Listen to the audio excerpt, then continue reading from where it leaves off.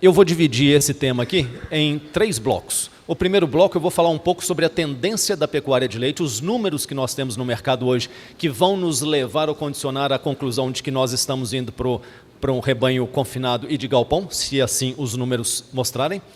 Um segundo grupo eu vou falar sobre as diferenças de um galpão de compost barn e freestall. E por terceiro eu vou falar sobre as premissas que nós vamos ou precisamos adotar para poder saber qual galpão desses a gente adotar. Então vai ser um pouquinho corrido aqui, mas nós vamos tentar falar todo esse conteúdo. Se a gente for ver a produção de leite no Brasil nas últimas décadas, nós estamos vendo uma produção muito crescente, é uma rampa muito forte, e todos os anos o Brasil produz mais leite do que no ano anterior, com exceções de alguns pequenos pontos aí, onde dá uma pequena baixa, mas a curva de tendência continua subindo e o Brasil produzindo cada vez mais leite ano após ano. Mas se você for olhar a curva do produtor rural, produtor de leite, nos últimos 25 anos, nós perdemos 800 mil produtores de leite no Brasil. Isso também vem numa curva descendente, trazendo todos os anos menos produtores do que do ano anterior. E aí vem a primeira questionamento, a primeira pergunta que eu faço vocês a pensarem. Pô, Ricardo, você mostrou um slide que leite só aumenta, depois agora você mostra um slide que produtor só diminui? Que conta é essa? Onde que isso vai parar? O que está acontecendo na verdade? Qual que é o retrato da combinação desses dois dados? O retrato, na verdade, é que o produtor está cada vez maior. Quem fica, produz cada vez mais leite e ele está entrando, então, numa tendência de produzir cada vez mais leite dentro da propriedade. E aqui está, na verdade, os pequenos produtores de décadas atrás só diminuindo, e o grande produtor que na década de 90 era menos de 300 produtores acima de 2 mil litros de leite, olha a proporção percentual de aumento dele, ou seja, os produtores de leite estão ficando cada vez maiores. Eles então entraram no que a gente chama de economia de escala. E que características a economia de escala tem para poder justificar a pessoa entrar nela? A primeira característica nós podemos dizer que seria a diluição de custos. Quanto mais você produz, seja no gado de corte a mesma coisa, pessoal, e no gado de leite, quanto mais você produz, mais você dilui os seus custos fixos. Então essa é uma das partes que você aumenta a sua margem. Se nós olharmos aqui a produção de leite à medida que vai aumentando do produtor, olha o custo fixo dele, o que vai acontecendo? Vai diminuindo cada vez mais. Isso então melhora a nossa margem. Esse é um dos motivos pelos quais a gente usa a economia de escala, pensando na nossa rentabilidade, pensando naquela última linha, como o Isnei falou no início aqui da apresentação. E se formos olhar também um mercado pagador, sem querer entrar em nenhuma polêmica de cooperativas de pagamento de preço de leite, mas quem produz mais leite recebe melhor pelo seu produto, recebe um valor absoluto maior, porque o comprador ele quer otimizar a busca, a logística. Ele quer ter menos caminhões, ele quer encher um caminhão muito mais rápido, parando em menos fazendas. Então o mercado, vamos entender assim, paga melhor as pessoas que produzem mais leite. E essa curva de tendência também é fato. Quanto mais leite eu produzo, mais eu recebo pelo meu litro de leite. E se formos olhar as duas combinações e pensarmos na produtividade, o que é produtividade no gado de leite? É quantos litros por hectare ano eu produzo e qual é a minha margem bruta por hectare. Afinal de contas, eu tenho que competir no leite com a agricultura. Por isso eu tenho que olhar minha rentabilidade por hectare. Vejam que à medida que o produtor produz mais leite, maior é a produtividade dele e maior é a margem que ele tem por hectare. Isso é dado, isso não é opinião. Então, mais uma vez, a escala mostrando que nós teremos mais margem à medida que vocês aumentam a escala. E os 100 maiores produtores de leite? Será que eles tiveram essa percepção e será que eles estão indo nessa tendência?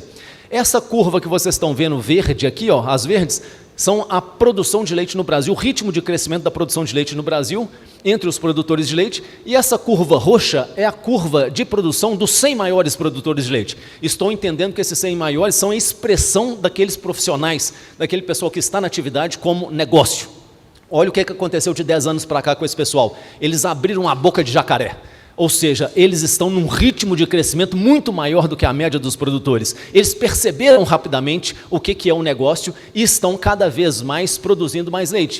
E perguntaram para eles, para esses 100 maiores, qual é a sua perspectiva de aumento de leite nos próximos 3 anos? Apenas 14 deles disseram que não vão aumentar a produção de leite. Todos os demais vão aumentar, sendo que alguns vão aumentar mais de 50%, outros até 20% e outros de 20% a 50%. Ou seja, pode esperar que esses 100 maiores produtores de leite no Brasil vão estar cada vez maiores e representando muito leite dentro desse perfil de produtores. E aí vamos lá para o dado de número de vacas em lactação. Se formos pegar também nessas últimas décadas, aí, de 25 anos para cá, o número de vacas ordenhadas no Brasil ela veio aumentando, chegou ali meados de 2014, 2015, deu uma parada e depois despencou. Acabou o número de vacas, se for pensar. Parece que houve até uma doença qualquer. E hoje nós estamos falando aí de pouco mais de 15 milhões de vacas de leite no Brasil. Pô, Ricardo, você mostra que o leite também, só aumentando após ano, mostra que o produtor diminuiu, mostra que vaca acabou, reduziu. Que negócio é esse? O que explica isso? Produtividade. Então nós estamos com a vaca cada vez mais produtiva, as vacas vêm aumentando de forma geométrica a sua produtividade, a sua capacidade de produzir, obviamente por uma combinação de fatores. E esses fatores, vocês que estudaram no meio, os veterinários, zootecnistas, agrônomos, todo mundo viu esse triângulo, esse tripé de produção que afeta o seu negócio, que é a combinação entre o manejo, a genética e o ambiente. E a combinação entre eles é que vai fazer com que a gente consiga expressar no animal a sua capacidade de produzir. Se nós formos olhar aí dentro do âmbito genético, dessas 15,8 milhões de vacas em lactação que tem no Brasil, menos de 3 é que são vacas de média e alta produtividade, que são as vacas especializadas.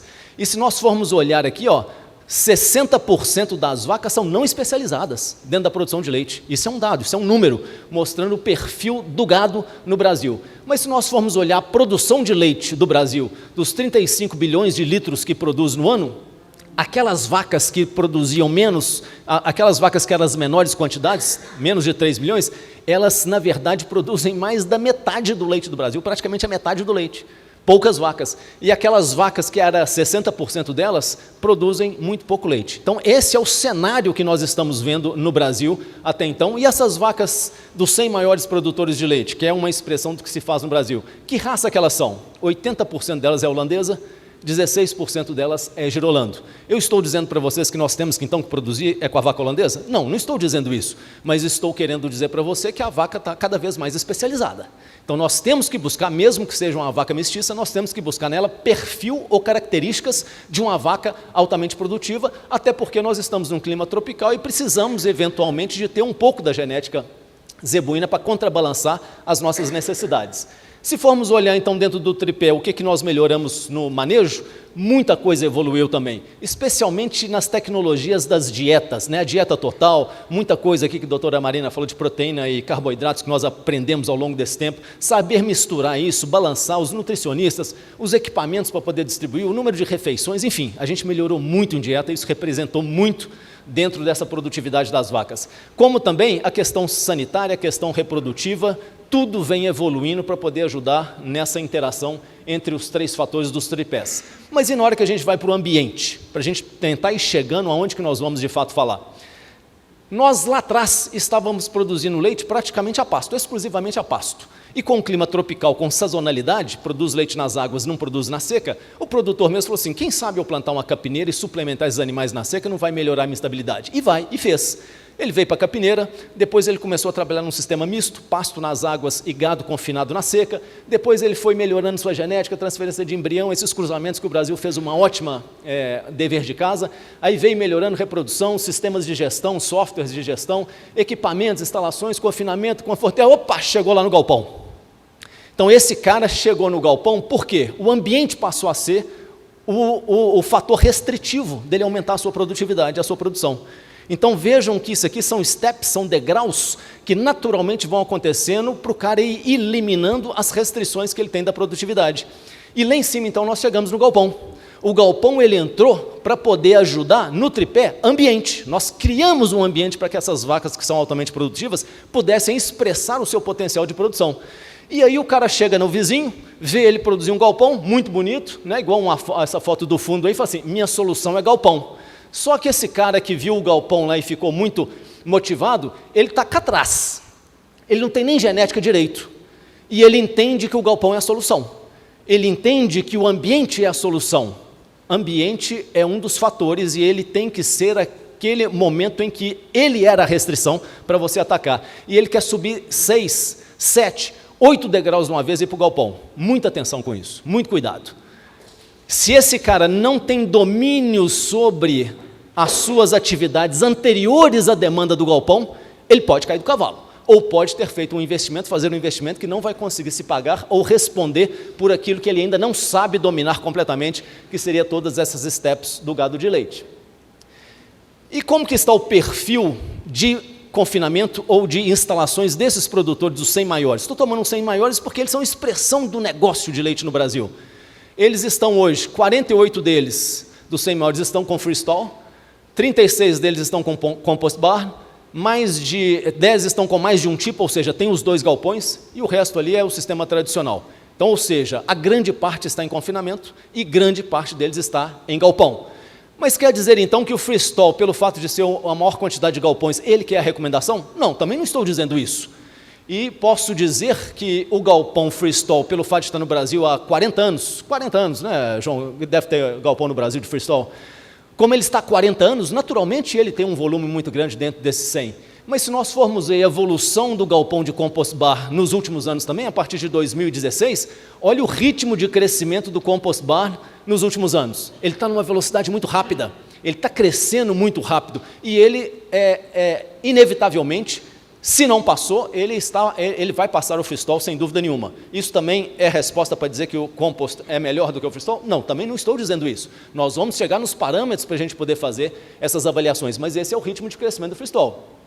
E se você pegar dentro dos grandes laticínios do Brasil, o número de produtores que tem entrado no confinamento é essa curva verde mais clara aqui, ó, esse azul mais claro. O ritmo está forte de produtores que estão se especializando no leite, estão intensificando a sua atividade e estão indo para o gado confinado. Mas a produção de leite está aumentando num ritmo maior, porque é lógico, ele confinou os animais, especializou, está no galpão, a produtividade dele começou a mostrar também resultados muito maiores. Então, a produção de leite vem crescendo num ritmo maior do que o ritmo dos produtores que estão entrando em confinamento. E aí, então, nós podemos concluir, diante disso que eu falei, relacionado aos dados, né, para onde caminha a pecuária de leite no Brasil? Primeiro, o número de produtores de leite continuará em declínio. Fato, todos os anos nós teremos menos produtores de leite do que tiver no ano anterior. A escala de produção desses produtores vão ficar cada vez maior. Ela está aumentando e vocês viram por aquela pesquisa dos 100 maiores, eles vão continuar aumentando e no ritmo forte, muito maior do que a própria economia. O aumento da produção tem relação direta com o aumento da produtividade. A vaca, eles não vão tirar mais leite com a mesma produtividade, eles não vão comprar mais vaca na mesma produtividade, eles vão colocar cada vez mais leite na mesma vaca, na mesma fazenda. O aumento da produtividade tem relação direta com a melhoria dos 3 fatores do tripé: manejo, genética e ambiente. E se formos olhar a melhoria do ambiente, ela tem relação direta com o aumento do rebanho confinado, especialmente em galpão.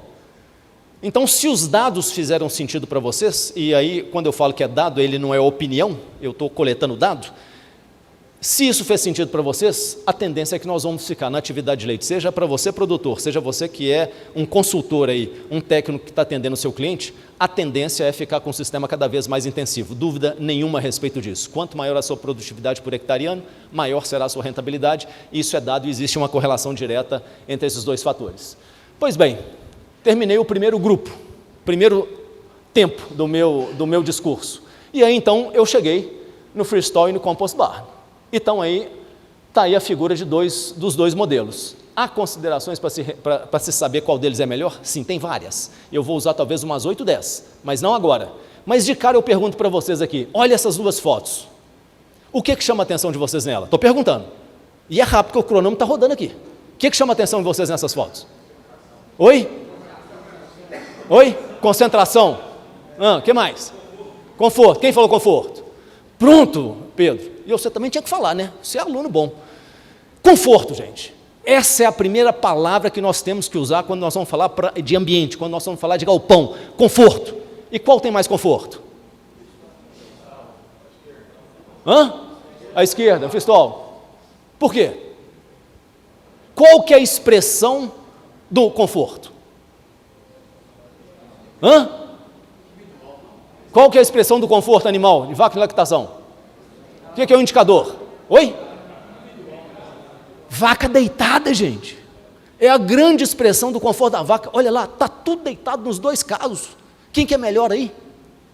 Não tem melhor nessa foto.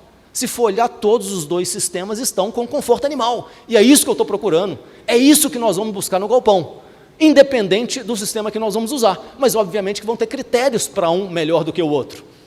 E o que é o freestall? Para vocês entenderem. Freestall é um sistema que o próprio nome diz, fazendo uma tradução assim muito chula, é baia livre. Ou seja, as vacas têm disponível para elas essas baias separadas por contenções, normalmente tubulares, mas pode ser também de outros materiais, em que essa vaca tem aqui uma pista de alimentação e ela tem livre acesso para escolher a baia que ela quer deitar. Ela está aberta, está livre, tem que ter os seus dimensionamentos para que isso não restrinja a vaca a deitar e não ficar sobrando, e normalmente trabalha-se com uma cama de material inerte. O que é isso? Que não é compostagem, que não é um carbono, até pode ser, mas via de regra é usada areia ou colchões sintéticos, ou borracha farelada, enfim, tem alguns materiais, mas via de regra a grande parte usa areia como cama de conforto. Então, isso é o sistema do freestall. E o que seria o sistema do compost bar? Numa tradução assim também, meu chula, é um celeiro de compostagem. Né? Celeiro é como se fosse o nosso curral, vamos entender, chamado assim no americano. Então, é uma cama coletiva. Já não é uma cama individualizada como é no freestall. A vaca tem liberdade de deitar onde ela quiser e ela não tem uma baia definida para que ela se deite. Então é uma cama coletiva e na grande parte dos casos nós usamos o que se chama maravalha na cama, que é uma composição de madeira, é a textura maior do que um cepilho, uma textura maior assim da madeira e que às vezes a gente até sugere que seja fumigada, que ela venha esterilizada para não correr risco de levar infecção para o campo. Então, a diferença dos dois sistemas é esse daí. Então, qual que seriam os objetivos dos galpões, independente se nós vamos falar de freestall ou de compost? Primeira coisa é aquilo que eu mostrei para vocês na foto. Oferecer bem-estar aos animais, conforto. E BEA é o nome da moda, BEA é o nome que está se falando muito e muita preocupação sobre isso, que é bem-estar animal. Então, muita atenção ao BEA. Então, a vaca, nesse ambiente com conforto, ela consegue expressar todo o potencial genético de produção, oferece higiene e preserva a saúde animal e também dá longevidade para os animais. Mas e quando eu falo de conforto, eu estou praticamente me restringindo a dois principais dele, e estão em ordem da importância. O térmico é o principal. Vaca especializada tem que ter grau sanguíneo europeu forte, e ela é muito sensível à questão do conforto. Então eu preciso ter conforto para esse animal, e é térmico o maior limitante que essa vaca vai ter. E o segundo, o conforto de cama, porque essa vaca não pode ficar limitada a ficar em pé. Essa vaca precisa deitar, ela precisa ter vontade de deitar, ela tem que ter um ambiente agradável para isso, uma cama seca, uma cama limpa, uma cama agradável, macia, para que ela possa se deitar. Então, esse é o primeiro ponto que eu vou olhar, conforto. Pô, Ricardo, mas você acabou de falar com o você me mostra um compost bar, você me mostra um freestall. Essas vacas aí estão bem? Está péssimo. Você acabou de falar de conforto, acabou de falar de construção. Olha aqui, o que é a expressão de vaca no estágio já? Aqui a foto é estática, então a gente não vê a vaca bater, mas a primeira coisa é a vaca ficar batendo. Olha a língua da vaca, meio metro de língua para fora, é o tanto de baba que está escorrendo. E tem vento. Está vendo aqui, ó, o vento está empurrando a baba das duas, e estou num composto e estou no freestall. Por que isso está acontecendo então? Se eu falei que nós mudamos o ambiente, colocamos em galpão, o que está acontecendo? Várias coisas podem acontecer, e por isso que eu falo que não necessariamente o galpão vai ser a sua solução. Você tem projeto, você tem as premissas, você tem os tamanhos, as dimensões, você pôs os equipamentos corretos, você maneja direto, tem muita coisa para acontecer ali dentro, que a gente não pode simplesmente dizer que fez o galpão e que está tudo certo. Beleza esse galpão, é ou não é? Lindo esse galpão, não estou sendo demagogo não, qualquer um que chegar num galpão desse daqui, acha ele lindo, muito bem construído, olha os pré-moldados de concreto usinado, vibrado, né, tesouras, e aliás esse é o melhor material para galpão de composto e de freestall, é o pré-moldado de concreto, tá pessoal, pela resistência que ele tem a esse ambiente insalubre, aos gases, amônia e tudo mais. Gostaram ou não? Bonita a foto? Tem algum erro nela? Tem algum defeito? Tem alguma crítica a essa foto? Agora eu vou apertar vocês, viu, Marina e João? Eu falei que eu ia chamar a atenção de vocês ontem. Quantos erros vocês acham que tem nesse galpão? Peraí, deixa eu só mudar o meu discurso, eu não gosto de usar essa palavra. Eu uso normalmente oportunidades de melhoria, e não necessariamente erro. é deselegante falar que é erro, mas um é erro mesmo, não tem jeito de consertar. Quantos tem? Chuta, quantos tem aqui? Eu que sou do ramo, né, construo, mexo com projetos há décadas, eu bato o olho, eu vejo 8, para não falar 9. Eu bato o olho e vejo 8 ou 9. Ô Pedro, você vai contando para mim, viu? Você que é aluno bom, vai contando. Primeira coisa, o que é o erro que tem nesse projeto e que não se conserta? Oi? Isso, menino. É o sentido. Você não ganha um boné porque você já está com um na cabeça, senão eu ia te dar um boné. O sentido do galpão. Pô, Ricardo, mas você não está com a bússola aqui para poder saber se esse galpão está no sentido leste-oeste geográfico, que seria o ideal? Como é que você está falando que esse galpão está no ponto errado? Olha o sol entrando aqui, gente. Olha a sombra da mureta, o sol está entrando na lateral. Erro grave e básico de começar um galpão. É o sentido dele. O sentido do galpão é que a comunheira dele tem que estar no sentido leste-oeste e não magnético, geográfico. Isso vai mudar de acordo com o local onde você estiver. Mas o topógrafo saberá colocar isso para você. E pelo que eu olho no entorno aqui, é um terreno relativamente plano, né, consertado, o galpão tinha que estar nesse sentido. E por que não fez? Eu não sei, né? Eu não conheço o cliente, não sei se teve projeto, não sei se ele copiou, não sei se foi o mestre pedreiro, que o João fala aqui, que o pedreiro é que é o dono das nossas obras, não sei qual foi o motivo, mas qual que é o custo dele fazer o galpão no sentido certo e fazer nesse sentido errado? Qual que é o custo? Qual que é a diferença? Zero. É o mesmo custo. Ou seja, faltou conhecimento, ou faltou disciplina, ou projeto, seja lá o que for. Mas faltou, errou. Esse não tem jeito de consertar. Eu não vou tirar o galpão, não dá. Mas agora eu tenho mais 8 oportunidades de melhora. Vão falando. O que é? Rápido, rápido. Meu tempo correndo. Oi, lanterninho. Vai anotando, Pedro. Lanterninho, um. Outro. O que tem ventilação? Oi? Pouca? Olha o tanto de ventilador. 1, 2, 3, 4, 5, 6. Pouca? Tem um monte de ventilador aqui. Anota aí, ventilação. Mais.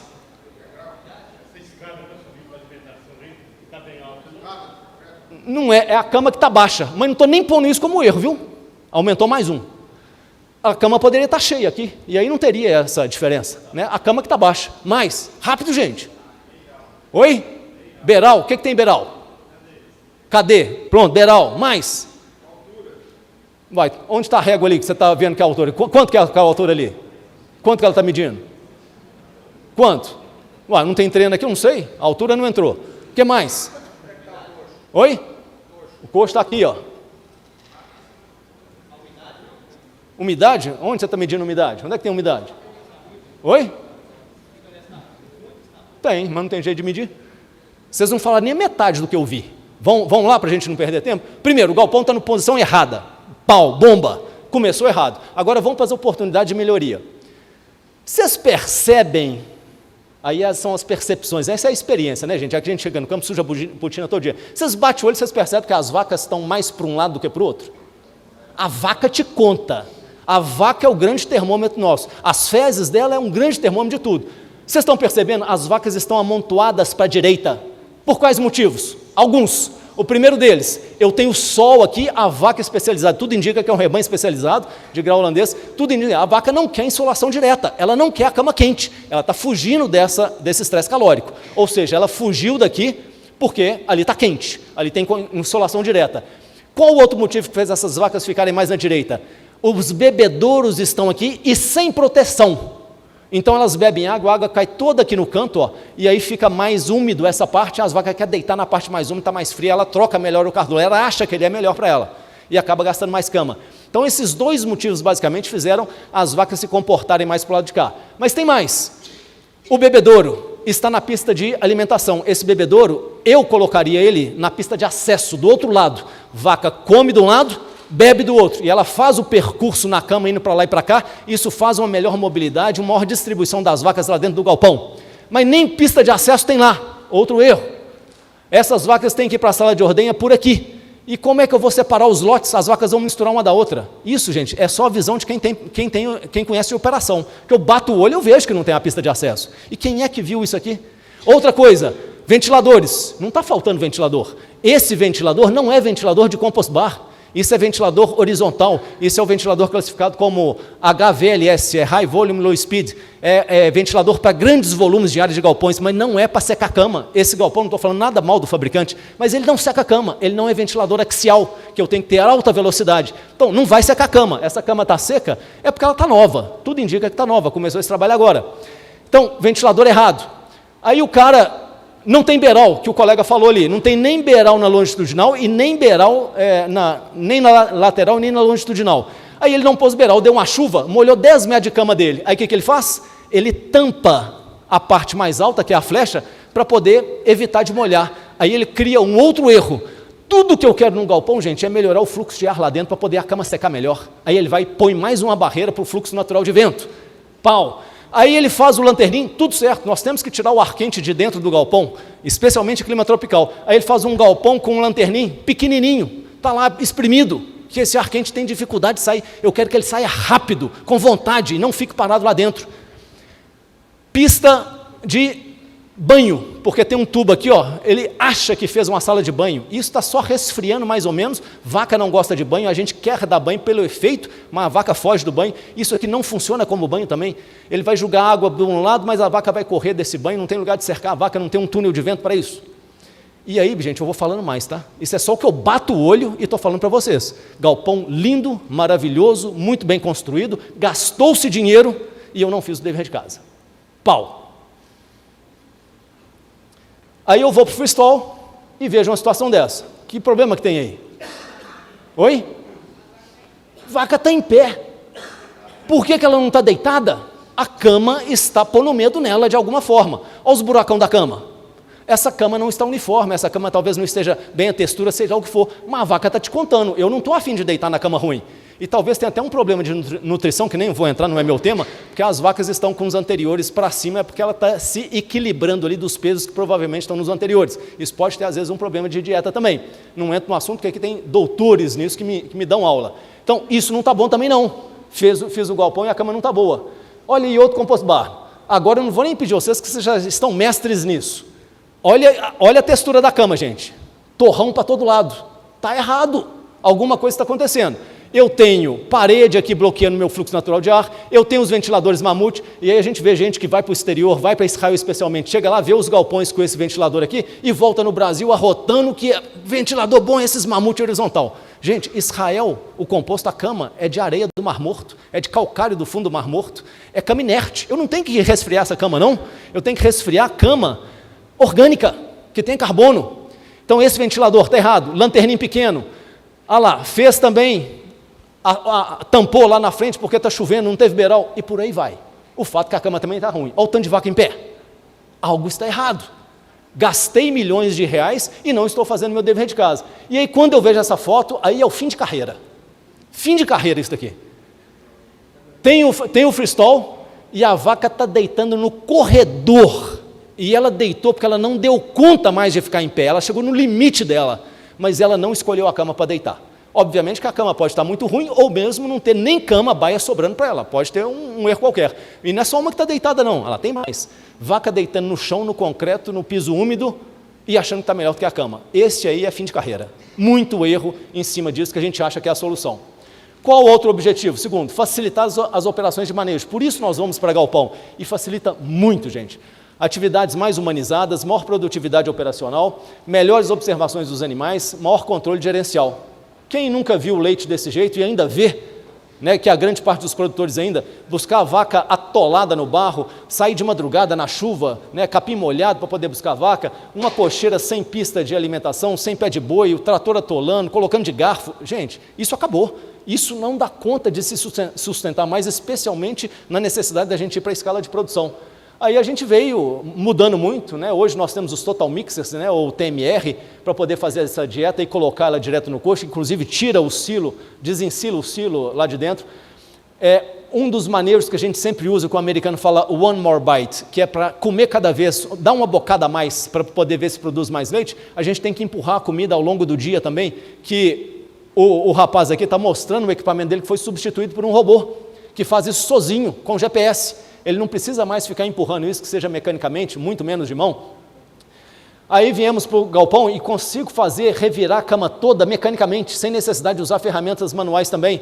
Mas essa cama aqui está boa? Também não está. Estamos olhando a cama toda. Qual o outro problema que tem nesse galpão? Rápido.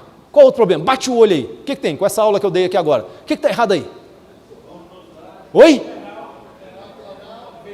Ô, gente, eu não precisamos nem saber o que, não precisamos nem descobrir o que era. Alguma coisa está. O cara meteu sombrite de fora a fora. Alguma coisa está errada. O sol está entrando do lado. Errou também, né? Aí tenta tampar um erro com outro erro, bloqueando o fluxo natural do vento. Mas, de qualquer forma, conseguimos mecanizar a cama, excelente. Conseguimos mecanizar também a areia do freestyle. Não fica perfeito, porque eu acabo tendo que consertar um pouquinho, que esse equipamento joga a areia e ela fica amontoada mais ou menos num ponto. Eu tenho que ajustar ela lá, não deixa de ter um trabalho manual. Mas antes era só de pá.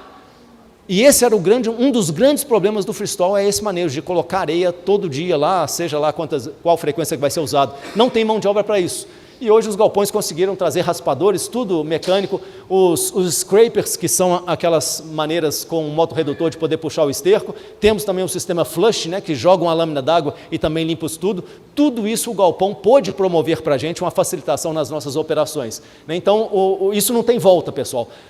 O grande limitante que nós estamos tendo dentro do agronegócio é mão de obra, e nós precisamos colocar estruturas que promovam a melhor produtividade e possam otimizar essa mão de obra. E o terceiro e último objetivo do galpão em confinamento seria, sem nenhum romantismo aqui, aumento da rentabilidade, dúvida nenhuma. Ninguém vai para galpão por graça, porque o galpão do vizinho é bonito, se isso não for rentável. E isso é que dá o aumento da produtividade da produção da vaca e uma estabilidade da produção muito importante dentro dos nossos negócios. Imagina aquele negócio, gente, você tem uma renda alta numa época do ano, uma renda muito baixa na outra e seus custos fixos lá iguais. É o que acontece na sazonalidade a pasto. E esse sistema estabiliza a nossa produção e a gente tira praticamente o mesmo leite ao longo do ano inteiro. Isso é muito bom para negócio. E o que o freestyle e o compost barn eles possuem em comum? Tem algumas coisas que eu quero mostrar para vocês que não é isso que diferencia o compost barn e o freestyle. Não é isso. Isso eles são semelhantes em praticamente tudo. Primeiro, sentido do galpão, já falei para vocês, erro grave, colocar um galpão fora do sentido leste-oeste geográfico. Precisamos trabalhar isso fortemente para não ter esses erros grotescos. Quando eu vou para a terraplanagem, para os dois galpões, eu já faço a terraplanagem no gradiente correto, que varia de 1 a 3%, dependendo da situação. Se eu tenho mais água, eu vou para menos declividade. Quando eu tenho menos água, no caso de flush, eu vou para uma declividade maior, porque consome menos. E eu faço todo o platô no declive, eu construo todo o meu galpão naquele gradiente. Eu não preciso mudar nada lá dentro. E fiz o platô. Eu não cavo a cama se for o compost barn. O platô é o fundo da cama. Eu aterro as pistas de alimentação. Cobertura, inclinação dos pontos. E o Dr. João só fez assim para mim. Na hora que eu mostrei um erro, o Dr. João só fez assim para mim. Tipo assim, é inclinação. Inclinação, pessoal, é algo muito importante no clima tropical nosso. O ar quente sobe e eu preciso facilitar essa saída dele. E a rampa de saída, quanto mais em pé, melhor é. Então, eu preciso ter esta inclinação aqui entre 30% e 40%. Está ótimo, para a gente poder ter essa saída muito boa do vento. Em termos de lanternim, é outro ponto muito importante. Eu preciso ter gargalo para poder esse ar quente sair com facilidade. E isso é um dos grandes erros que nós temos nos projetos do Brasil. Ninguém, praticamente, eu conheço talvez só os meus projetos que fazem isso. Eu preciso de ter uma abertura de lanternim de 10% da largura do galpão, ou dos pés direitos. E eu tenho que ter a altura dele a metade dessa largura. Isso facilita demais a saída do ar. Os fluxos dos ventos estão nessas setas que vocês estão vendo. O ar quente sobe, eu preciso facilitar a saída dele rápido para aquilo não aumentar a temperatura que está lá embaixo na vaca. Então, preciso eliminar esse ar quente o quanto antes. Aí, ó, foto de Israel. Isso é raro de se ver. Aqui, uma abertura de praticamente uns 5 metros, porque está na largura mais ou menos da pista de alimentação. Isso sim, ensaiar, isso é gargalo. Isso não fica ar parado aqui dentro, ar quente parado aqui dentro, não. É difícil de ver, mas é o mesmo custo de construção. Entre eu fazer um lanternim largo e um lanternim pequeno, é o mesmo gasto que eu vou ter. Não tem diferença nenhuma. E ainda beirais. Galpão, pessoal, a cobertura, a estrutura e a cobertura é a parte mais cara do galpão. Então as pessoas querem economizar e não fazem beiral. O beiral está rente aqui à cama. Na lateral a mesma coisa. É um erro. Nós temos que proteger esse beiral, proteger da chuva e proteger do sol também. Então, o da frente aqui não protegeu do sol nem da chuva, aí o cara comete mais um erro tampando o fluxo de ar e ainda tentou mais um sombrite ou um plástico aqui para tentar tampar mais ainda, porque o sol está infernizando lá dentro. Erro de projeto que a gente poderia ter feito melhor. Outra coisa comum entre os dois, eu tenho a pista de alimentação e a pista de trato iguais. Elas são semelhantes e eu tenho aqui a cama de freestall e poderia ter a cama de composto, nenhum problema. Mas isso também é semelhante, eu vou ter nas mesmas dimensões, tanto de um galpão quanto de outro. Então, não é isso que diferencia também um galpão do outro. Mas então, quais fatores levantar para eu ir para a minha terceira e última etapa? Quais fatores eu preciso considerar para escolher um galpão, se é freestall ou se é o compost barn? Tem aqui uns 8. Vamos falar de cada um deles, para que a gente possa ter uma ideia do porquê que a gente vai fazer a escolha de um de outro. Primeiro é clima. Pô, Ricardo, mas você colocou galpão, você não precisa nem preocupar com o clima, não. Afinal de contas, você fez o galpão, você tampou as intempéries, os problemas que tem lá dentro. Negativo.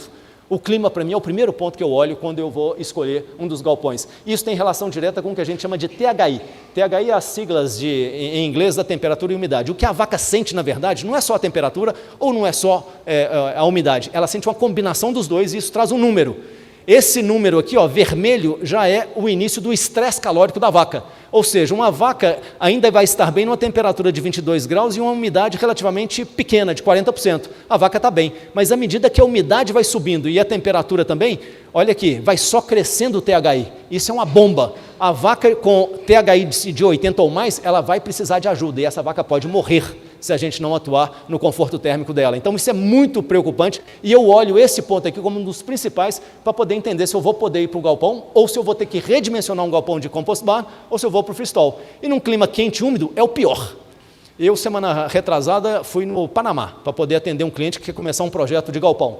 Na hora que eu desci do aeroporto, 6 horas da manhã, meu óculos tampou todo, na hora, não vi nada, embaçou na hora. É um clima de Amazônia, o clima equatorial, é muito quente e úmido, 6 horas da manhã, aquele bafão, tipo um forno. Ou seja, atenção, é o primeiro ponto que eu já olhei, vou fazer um galpão num lugar quente e úmido para composto, eu preciso ter muita atenção a isso. Então esse é o maior estresse do animal, quente e úmido. Quando eu tenho um ambiente frio e úmido, a cama não seca. Esse é um grande problema que nós temos do sul de Minas para baixo, descendo para Paraná e Rio Grande do Sul. Nós temos um clima frio e um clima mais úmido, isso não seca a cama. A cama precisa trocar calor com o meio para poder secar. E o nosso foco é conforto. E dentro do conforto, cama. Então nós temos muita dificuldade no clima frio e úmido. E no clima quente e seco, eu tenho muito mais facilidade de secar a cama. Eu consigo ter uma cama de muito melhor qualidade. Então o clima influencia muito, sim. E temos que entender que no compost barn eu estou com uma cama que é viva. É um produto que tem ali o carbono, nitrogênio, água, bactéria, oxigênio, e a combinação deles, no equilíbrio deles, é que vai dar uma condição de cama seca e macia, uniforme, sem torrões, temperatura adequada e livre de moscas. Então eu preciso saber se eu consigo ter uma cama de boa qualidade para saber se eu vou no composto. E tem parâmetros também gerenciais, como temperatura, essa cama precisa estar entre 45 e 55 graus, se tiver excessivamente quente a vaca nem deita, pode até ferir cascos. A umidade eu tenho que estar ali entre 30 e 45%, que eu consigo até testar isso na mão, fazendo tipo um quibe.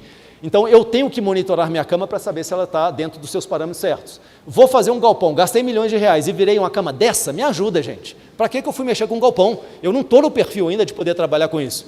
Então, compost barn em regiões com limitação para troca de calor na cama, o que eu preciso ter de atenção? Eu vou aumentar minha área da cama, metro quadrado por vaca, para poder ganhar mais cama livre, limpa. Eu vou aumentar a velocidade do vento, que normalmente a gente indica 2,5 metros por segundo, no caso, para secar a cama. Eu vou aumentar para 3 metros por segundo ou mais, mas com uma atenção que se a serragem ou a maravilha for muito pequena, ela vai voar. Eu posso, inclusive, trazer problemas respiratórios para os animais. E vou repor e revirar a cama com mais frequência. E vou trabalhar com o pé direito de no mínimo 5 metros. Então, dá para usar composto num ambiente mais restritivo para troca de cama? Dá, mas eu tenho que entender. Eu tenho que saber dimensionar que o meu ambiente não é esse padrão regra que todo mundo está querendo usar. Localização do galpão. É motivo para eu escolher um outro? Sim. Ideal, ir para o topo do morro. Vai para os lugares mais arejados, os lugares mais francos, os lugares que têm as maiores ventilações. Aí o cara escolheu, por alguma razão, esse local, olha o tamanho do barranco. O galpão ficou confinado. Um dos lados, por exemplo, não recebe fluxo de ar. Ele acabou restringindo o fluxo de ar no galpão dele, por exemplo. E especialmente, vai para o sul de Minas, regiões mais montanhosas e tudo mais, você construir um galpão de compost barn no buraco, onde a massa de ar frio desce e estaciona, ali é úmido e frio, não vai secar a cama. Então atenção a isso também, esse talvez seja um dos pontos que eu vou ter que ter para diferenciar se eu vou para o compost barn redimensionado ou se eu vou para um freestall. Disponibilidade de cama, tem lugares que eu não tenho areia, tem lugares que eu não tenho disponibilidade da cama e isso pode ficar muito caro, eu tenho que trazer de muito longe. Então freestall, esse normalmente areia, eu preciso saber se eu vou ter, ou talvez tenha que ir para o colchão sintético, que não é fácil, é caro, e eu não consigo limpar direito debaixo dele, e o compost barn, eu tenho que ver se eu tenho os meus substratos disponíveis também. Melhor, maravilha, quanto maior a relação carbono-nitrogênio, melhor, ou seja, ele demora mais tempo para poder decompor, então maravilha é o padrão, mas pode ser casca de café, de arroz, dependendo do lugar onde eu estiver, e a disponibilidade que eu vou ter delas. Aproveitamento e tratamento da cama, no freestall é um parto, eu ter que reaproveitar a areia, porque se eu não quiser reaproveitar a areia, eu vou ficar com um sistema mais caro um pouco, eu vou ter que repor areia com mais frequência. Existem uns esquemas de decantação de areia, prainha que o pessoal chama, em que a areia vai ficando para trás porque ela é mais pesada, e depois eu recolho essa areia para voltar para a cama. Tem também alguns separadores de areia que não é fácil fazer isso, e grandes fazendas que têm freestall estão colocando isso como talvez o impedimento deles continuarem com freestall, que é o tratamento de areia. Não é fácil ter que reciclar essa areia para poder voltar para o sistema. E a vaca consome, pessoal, em torno de 20, 25 de areia por dia, tá? No freestall. Não pensa que aquela areia que está ali bonitinha não está caindo e indo embora, não. E se essa areia for para o separador de sólidos, a areia é muito abrasiva, é corrosiva e vai acabar com o seu separador de sólidos também. Então, muita atenção com essa questão de areia.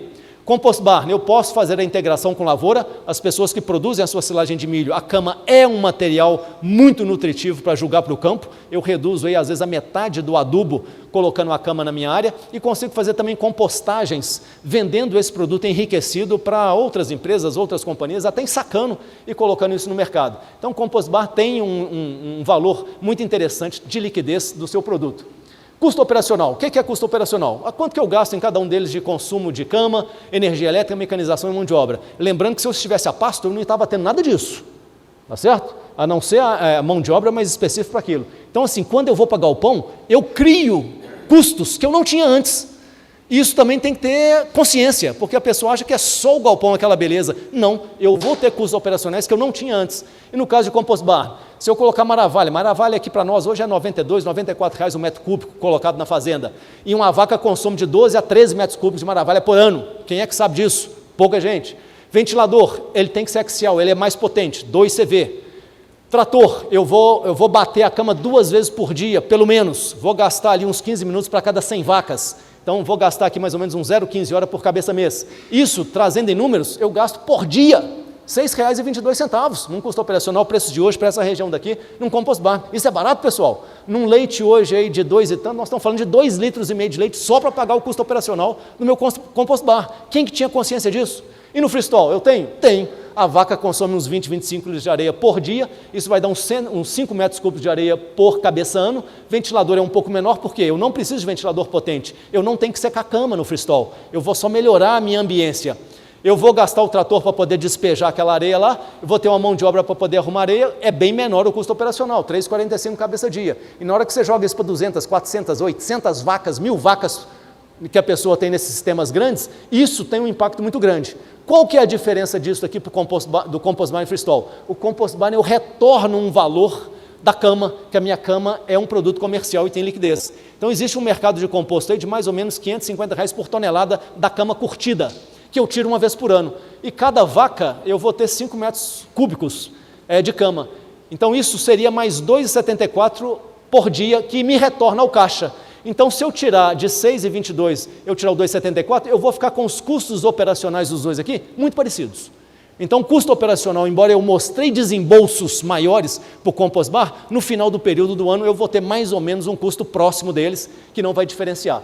Outra questão, integração com dejetos. Eu fiz um projeto para Martinho Campos um tempo atrás, de um produtor aqui para gado de corte, que ele só queria produzir biogás, ele não estava interessado no gado, o gado era um subproduto. E tem gente que está preocupado com biogás, e com razão, e isso a gente deve se preocupar mesmo. Então, quem for trabalhar pensando no biogás, eu tenho que entender também que os dois sistemas têm produções diferentes. O compost barn, ele, pelo fato de não aproveitar toda a urina e as fezes, porque muito deles cai na cama, eu não consigo levar isso para o sistema do biodigestor, então eu vou conseguir produzir 1,4 kWh por vaca dia. Amanhã vai ter uma palestra sobre isso, tá? Sobre produção de biogás, com o Rafael.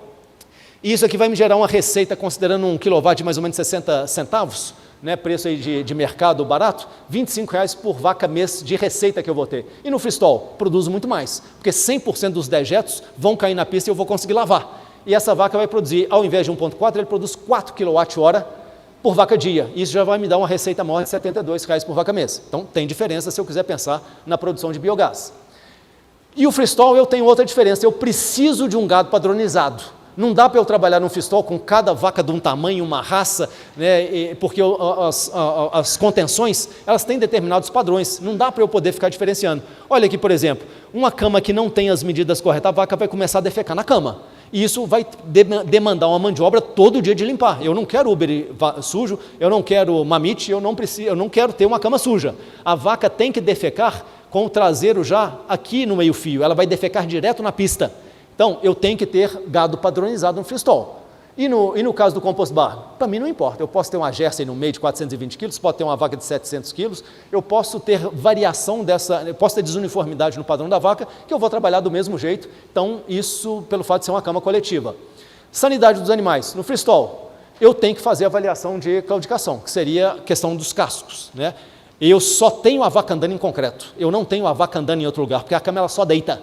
E se ela não estiver deitando muito, ela vai andar mais tempo no concreto. Isso é um ponto de atenção, muito forte, porque a vaca com problema de casco é uma vaca que vai levantar menos, é uma vaca que vai comer menos, é uma vaca que vai produzir menos. E no caso do composto, ele já é um amigo dos cascos.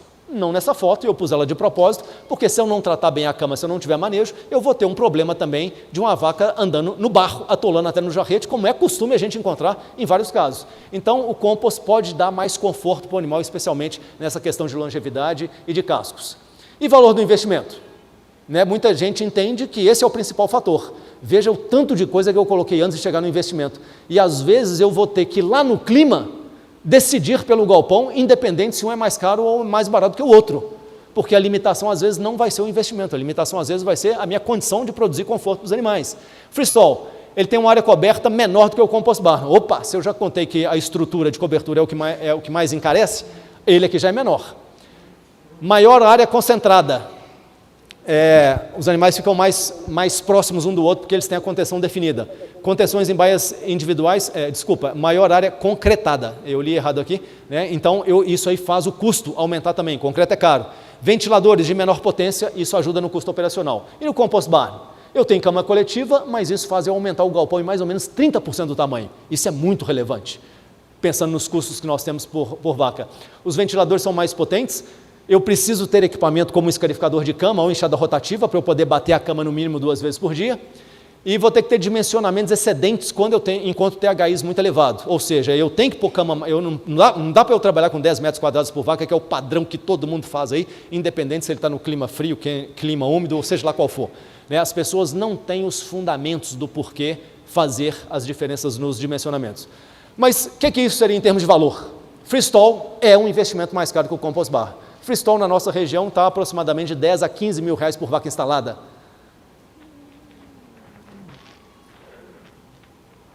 Beleza.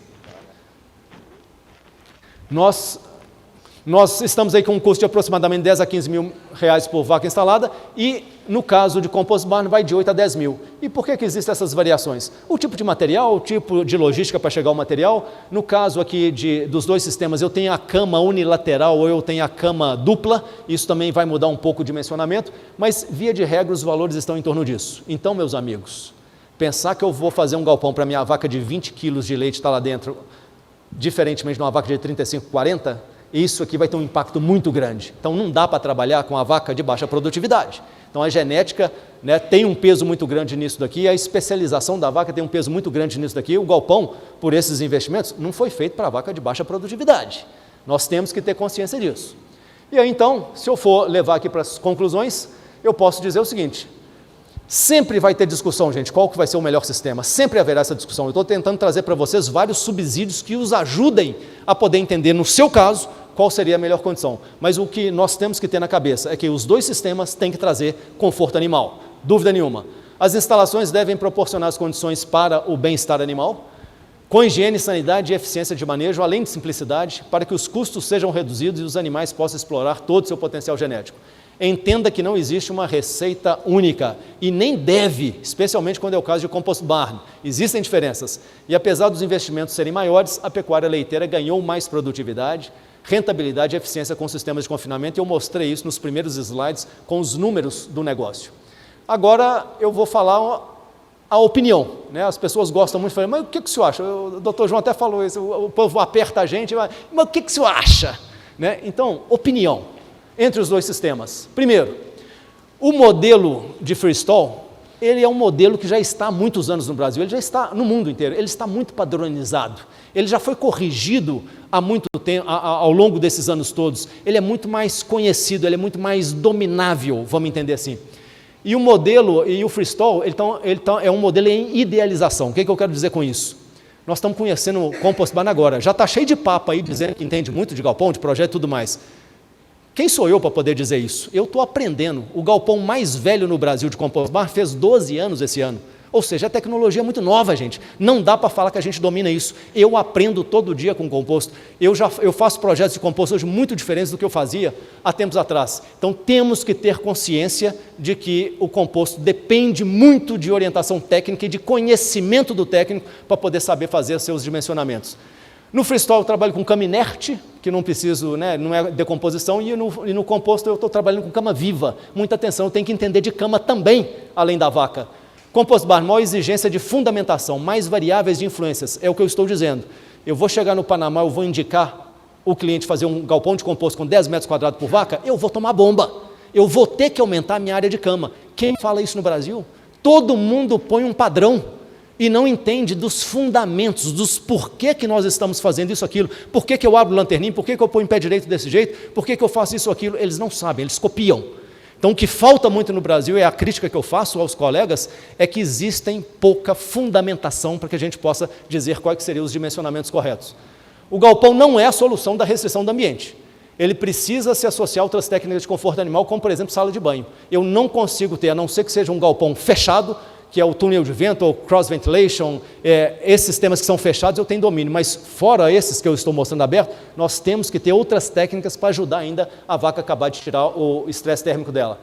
E o galpão, o galpão trouxe um grande salto na expressão da produção animal, dúvida nenhuma em relação a isso. Portanto, pessoal, a pecuária está caminhando para a concretização de um sistema profissional, de escala, competitivo, e que vem incorporando tecnologias cada vez mais sofisticadas e intensivas do conhecimento, e precisando cada vez mais da nossa orientação técnica para ajudar o produtor, porque isso aí, deixar por conta do produtor, vai ter muita bomba no mercado, e a gente não quer que ele tenha perdas com isso, obviamente. Com toda a rapidez aí, pessoal, muito obrigado.